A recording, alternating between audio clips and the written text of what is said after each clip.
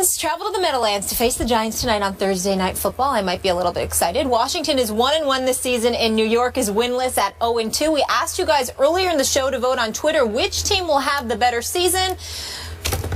The results are in. 56% say the New York Giants. Mark Schler this year, our Super Bowl champ, who's shaking his head. He played 6 years with the Redskins, so I don't know if that has something to do with it. How are you, Mark? Just further proving the point that most people on Twitter are idiots. Oh! 56% choose the Giants. Oh. Have you not watched the 2 games they've played? I know they've been ahead in the fourth quarter in both games, but have you watched either line of scrimmage when you're talking about the Washington Redskins versus the New York Football Giants? Don't because side the New eye York us 'cause Football your friends up Giants here couldn't block their way out of a wet paper sack. It's a 2-man team, essentially, on the offensive side. 3-man. It's Eli to Odell Beckham Jr. And then Shane Vereen out of the backfield. Beyond that, they don't have anybody that's playing any good as far as getting things done on the offensive side of the football. The Washington Redskins are dominating. They should be 2-0. They're dominating the line of scrimmage right now. They have Alfred Morris ran for 100 yards in week 1. They had another 100-yard back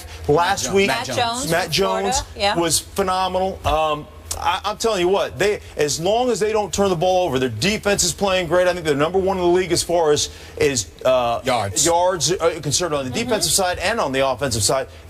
They've been great. I mean, flat out great. And the bottom line is you control the line of scrimmage in this. We get all this. We talk about periphery players, and we talk about receivers and quarterbacks, and we talk about running backs, and we get all Twitter-pated over all those things. Bottom line, you don't control the line of scrimmage in this league, you don't win. And the Washington Redskins are flat out dominating the line of scrimmage right now. So to be clear, the Redskins will have the better season. There's no question the Redskins will have a better season. They're a better football team. All right. Right now, they are a better football team. By the way, don't you read on Twitter what people write back to you? All the time, yeah. That's what I thought. So why would you waste your time? Just a question. I don't know. What, with Twitter? Reading? Yeah. Why would you read what they say if they're all Because idiots? they entertain me. Okay. I'm very entertained by all the hate that comes my way. I love it. Bring it on. I've got thick skin. I can handle it. There's no virgin meat on this behind. No, it's hater. Yeah. Haters. I really don't have much to add. I mean, He's got your back. I just think Schlereth was just brilliant.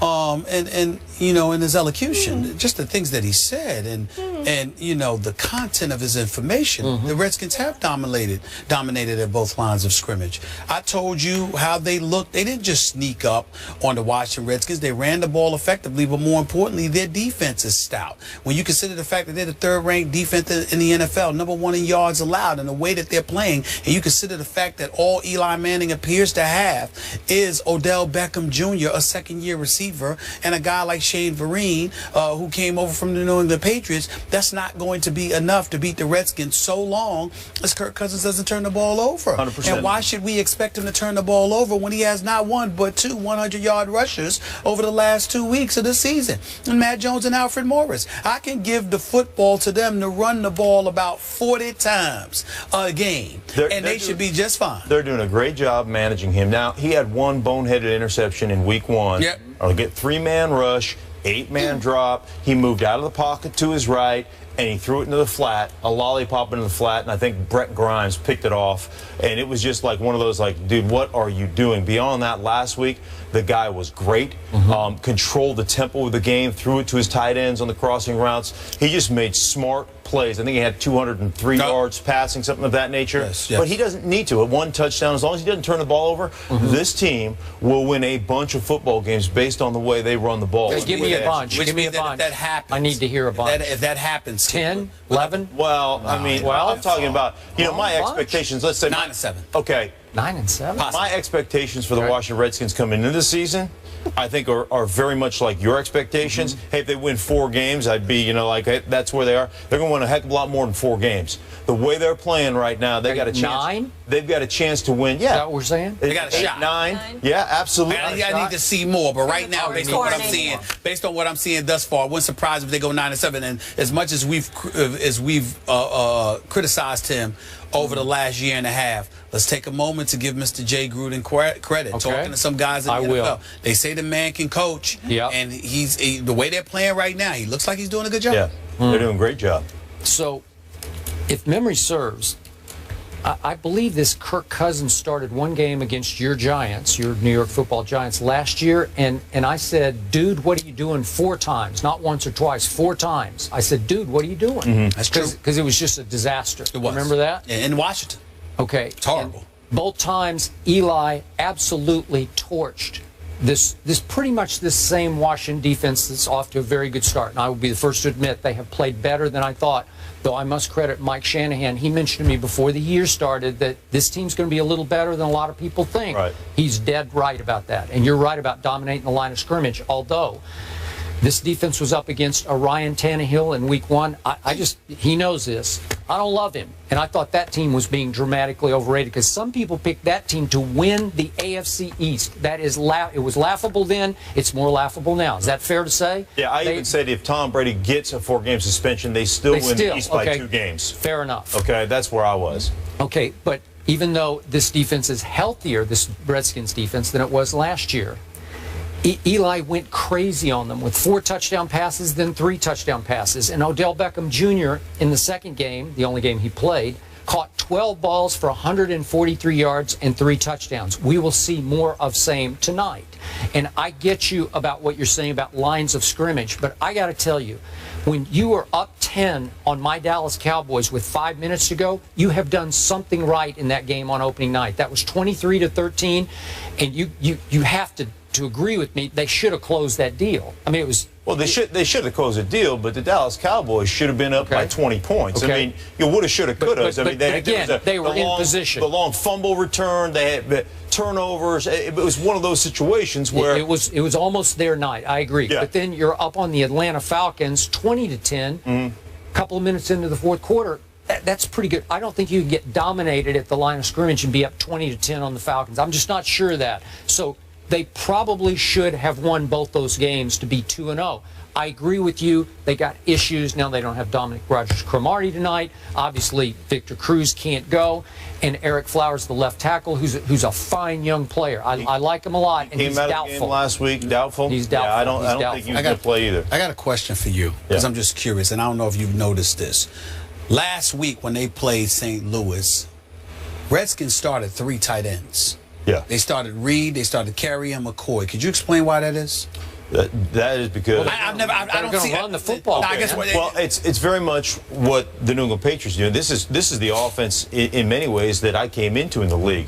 With the Washington Redskins, when there was Donnie Warren and Ronnie Middleton and Terry Orr and all those guys, and it was really a 1-back, 2 and 3 tight end offense. Oftentimes, now we had the 3 receivers and the 1-backs as well. But what they're doing is very much what the New England Patriots do with their multiple tight ends formations, which is we can come in this thing out of that personnel and play it heavy. So we can basically say we're going to run it down your throat, but we're also good enough to come into those formational situations with those 3 tight ends, and we can throw it out of that because our guys can match up, and that's exactly what they're doing. Jordan Reed. That guy is playing. He can ball. He can play. As long as he's healthy, he can ball. Great football. But the thing that surprised me last week is he's locked up, and this was game plan specific. And I don't know how much you'll see of that tonight. It just depends on the team you're playing, I would assume.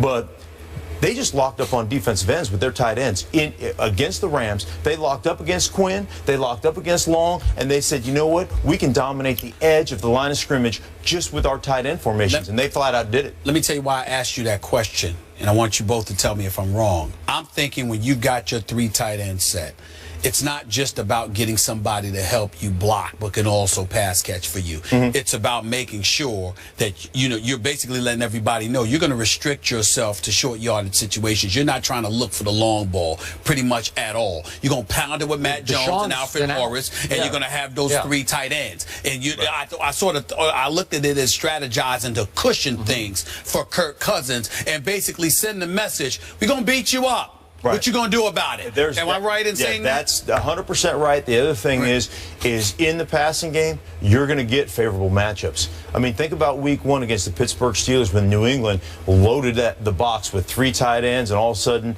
down to the goal line in the red zone, bam, they explode out. 1 minute, they run a slant with Gronkowski, and they run a drag to Chandler. Chandler catches for a touchdown. Next time, they go right back down. They get in that same formation, bam, they explode out of it. This time, they run the fade to Gronkowski. Last week, did the exact same thing last week, and they split that out to Gronkowski's side. Chandler and Gronkowski on this side. They threw a fade on the other side to another tight end. Well, the first one you described, the first one you described is what Tom Jackson calls the rub route, correct? Yeah, that's a rub route. Yeah, was it Chandler over there? But the same formation, 3 tight ends. So they get these favorable tight end on linebacker matchups in Washington as well. And I tell you, because you have to make a decision. As a defense, you got to say, well, they're in big, they're in heavy personnel, they're in Trey, and they're going to run the ball down our throats, and that's embarrassing. So we don't want to do that. So we're going to line up our heavy personnel, and then all of a sudden it's like, matchup nightmare for you because our tight ends can get done. You got Redskins tonight, right? Yes. Big.